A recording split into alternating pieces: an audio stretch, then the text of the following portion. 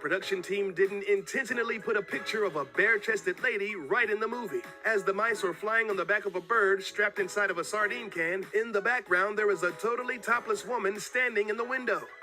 Yo, what up guys, Kelvin here and I am back with another reaction video. Today we're gonna be watching 10 most inappropriate messages in kids cartoon show. So what is your favorite cartoon when you were growing up? If you ask me, when I was 10 years old, my favorite cartoon of all time will probably be SpongeBob. When I was 10 years old, I will watch SpongeBob every single day for at least 2 hours. But if you ask me right now what is my favorite cartoon, I would definitely say Family Guy. You guys already know Family Guy is the best one ever. I watched Family Guy when I was about 11 years old and all the jokes just went over my head. But when I watch it right now, I actually get most of the joke. And my favorite character, you guys already know, Mr. Wasi Wasi, okay? I talk just like him too, you know what I'm saying? But anyways, hopefully you guys can get this video an early thumbs up, really help out the channel. And yeah, let's get right in with the show.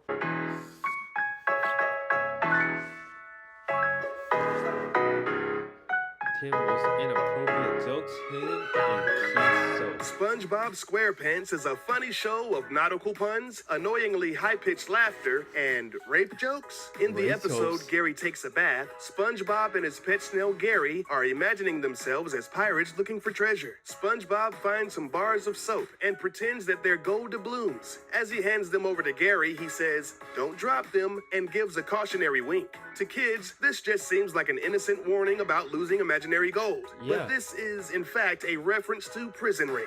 As the legend goes, if one were to drop soap in a prison's community shower, they would have to bend over to retrieve it, while allowing another inmate to, well, you know. Oh, I know what you're talking about.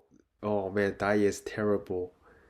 I also know that if you sag your pants in person, it also means that you're open to relationship. You know, when you sag, it's a signal in person that yo, let's get together, let's make something happen. Yeah, it's not good. There's a lot of hidden messages. I didn't even know when you drop your soul in person, something bad is about to happen for you behind. Oh man. Episode was banned in the UK and Australia on 3 separate occasions because of the off-color comedy. Some people will give kudos to the writer for slipping in these kinds of jokes, but I just find it disturbing. Yeah, it's kind of disturbing because most of the kids watch SpongeBob. But the thing is, most of the kids won't understand it. I don't think there's a problem though. Only the adults will understand it. The main antagonist of the 2001 animated hit Shrek was Lord Farquaad, whose name was purposely made to sound like Farquaad. There's a scene where the little Farquaad was sitting upright and naked in his bed while drinking an alcoholic beverage. He then demands that the magic mirror show him a picture of Princess Fiona. With an apprehensive grimace, the mirror pulls up a photo of the princess. As Farquaad says, "Ah, perfect," a very subtle movement can be seen underneath the sheets where his crotch is located. Realizing he's getting a little too excited, he quickly pulls up the bed sheets to cover up his growing erection. There's no doubt about it, there's definitely some movement under those sheets. He then looks back at the mirror, embarrassed. Visible erections in a kid's movie? What a little prick. Oh, that one is pretty crazy. Man, if that guy did not point it out, I would not notice it. But if you look at it closely, the blanket actually moves. And he's also naked in bed. That only means one thing. You cannot make any more excuse. Like he's doing something very inappropriate. Hopefully none of the kids actually saw something like that, you know? Disney's Frozen was an instant smash hit. It had kids across the world singing Let It Go and had parents clamoring to the toy stores looking for that latest Elsa doll. But there's a part in that movie that has adults snickering to themselves as the kids looked on in confusion. When Anna's talking to Kristoff about the man she married on a whim, he's rightfully skeptical about her knowledge of her newfound fiancé. So he rattles off a bunch of questions to quiz her. After asking about his eyes and last name, he then slyly inquires about his foot size. Anna quickly replies, "Foot size doesn't matter," and looks off to the side, scoffing at the idea. Asking about a man's foot size alludes to the size of a man's penis. When Anna replies size doesn't matter, the young princess is either extremely naive or she's implying that it's not the size of the boat, it's the motion in the ocean. Oh my goodness. Wow, my cousin actually watched that movie. It's her favorite movie of all time. But she just asked a man, what is your foot size?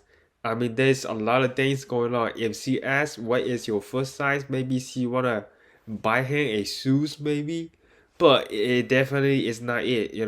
It's probably means something else. Man, I can't believe that. Good thing my cousin did not get that part, okay? If she got it, she's only 6 years old. If she got it, man, we are in a bad, bad world.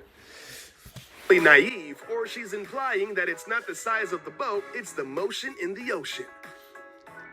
Of all the entries on the list, this one is the most blatant example of sneaking sex into a kid's film. The Rescuers was a 1977 animated film dealing with kidnapping victims and the mouse organization hired to help them. These pint-sized detectives travel the world on the back of an albatross, trying to rescue an orphan girl from the middle of the Devil's Bayou. Wow, what a charming and enduring story of heroism. Well, it would be if the production team didn't intentionally put a picture of a bare-chested lady right in the movie. As the mice are flying on the back of a bird strapped inside of a sardine can, in the background there is a totally topless woman standing in the window. For 22 years, the pornographic image went undetected. Then, in 1999, Disney issued a recall on all copies of the film. They claimed that it was added in post-production by a company not affiliated with them. Disney said the aim of the recall was to keep its promise to families that they can trust and rely on the Disney brand to provide the best in family entertainment. Looks like...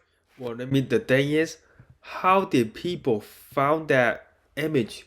I mean, it was super quick. It was like a 0.9 seconds or 0.5 seconds. You have to stop at the right time. I mean, what if you're watching the movie? Why would you stop in the middle of the movie? Well, the guy is like, the mouse is literally flying, passing by a building. Man, whoever found that picture right there, he did a good job, okay? He definitely have more than 2 eyes to actually find a picture like that, because it was so quick. I probably can't even find it. It's like the only thing Disney's providing is the best boobs in the business. Ah, look at those cute little penguins, tapping their little toes and practicing their sex positions. Happy feet. Wait, what? Yep, you heard right. These penguins get down and dirty right in front of you, and your kids were none the wiser. In one scene, Gloria pops out of the water and then slides down across the ice. Well, wouldn't you know it, old clumsy Mumbles flies out of the water and hilariously lands on top of Gloria. As they slip and slide around each other, they find themselves in some pretty unfortunate positions. What follows is a cavalcade of Kama Sutra. They are pretty much doing several erotic sex positions, which to the kids looks like innocent floundering accidents. I'm not sure how two penguins in the 69 position and then into the doggy style got approved. Oh my goodness, doggy style too? Holy crap. The penguins, they're just wild. Oh my god. A PG rating. I guess Mumble's feet aren't the only thing that he'll be tapping tonight. Wacko, Yakko, and Dot are the Animaniacs. This was a show that aired between the mid to late 90s. Steven Spielberg was the executive producer. It was a huge hit with the kids as well as adults, garnering about 1 million viewers every week. Intended to be a children's show, sometimes they would go a little bit too far with the sexual innuendo. In the most extreme instance, while the main characters are trying to solve a crime, Yakko tells Dot to dust for Prince. She returns with the pop musical sensation, Prince. Yakko tells her, no, fingerprints. Dot and Prince share an awkward glance before she says, I don't think so. The joke is that she misheard the instructions as fingerprints. This naughty double entendre was never recalled or edited out. Even the creators of the show don't know how it managed to get past the censors. I have no idea how. Man, the creators know that they are in trouble. Fingerprints is way too obvious. What does that mean? It means something very sexual, okay? Fingerprints. Oh man. Cow and Chicken was an American animated comedy series on the Cartoon Network from 1997 to 99. It featured anthropomorphic animals, humanoid figures that ate with their feet, and a naked red dude that was literally the cartoon embodiment of Satan.